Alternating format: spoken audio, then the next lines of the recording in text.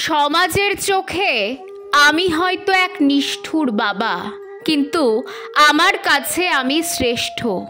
কেন বলছি শুনুন তাহলে। যে বাবা মা সন্তানের জন্য নিরাপদ পরিমাণ সম্পদ রেখে যান, তাদের সন্তানদের আমি দিনে দিনে নিঃশেষ হতে দেখেছি। নিশ্চয়তা মানুষকে অলস থেকে অলসতর করে।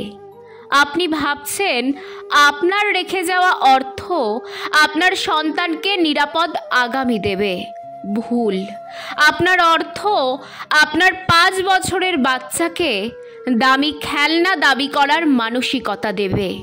ক্লাস 10-এ পড়তেই সে চাইবে আইফোন, এইচএসে বাইক, অনার্সে গাড়ি, বিস্তর পকেট মানি, সেশন গ্যাপ দেওয়ার অধিকার, দামি ঘড়ি আর শুধু জাঙ্ক ফুডেই মাসে 10,000 টাকা।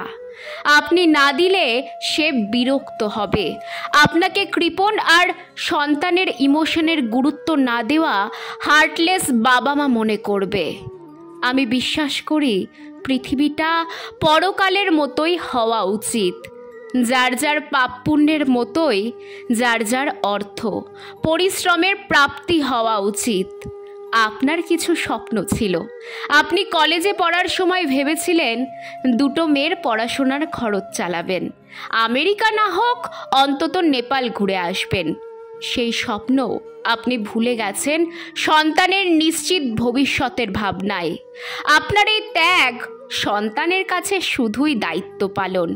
অপরাধ কিন্তু সন্তানের নয়, ভুল আপনার।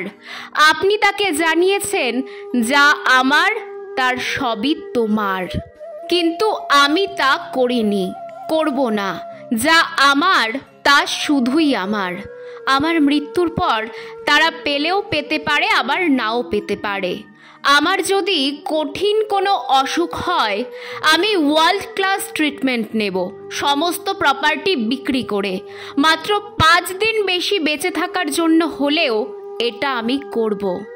আমার সন্তানেরা সেটা জানে, তাই তাদের কোনো নিশ্চয়তা নেই।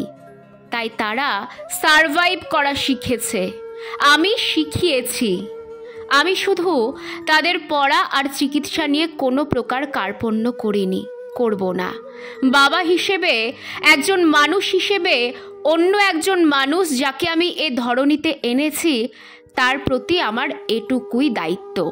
তারপর সে পৃথিবীর সন্তান, তারপর তাকে আরও লক্ষ সন্তানের সাথে দৌড় দিতে হবে। নিজের জায়গা নিজেকে তৈরি করতে হবে।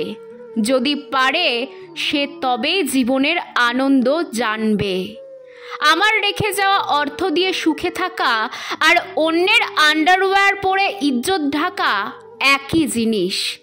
আমার সন্তানেরা অন্তত এইটুকু বুঝুক, এইটুকু মেরুদণ্ড তাদের তৈরি হোক।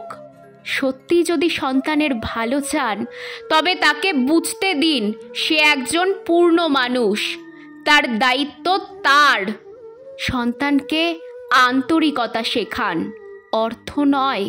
একটা কথা মাথায় রাখবেন, এটাই আপনার সন্তানের প্রকৃত শিক্ষা হওয়া উচিত।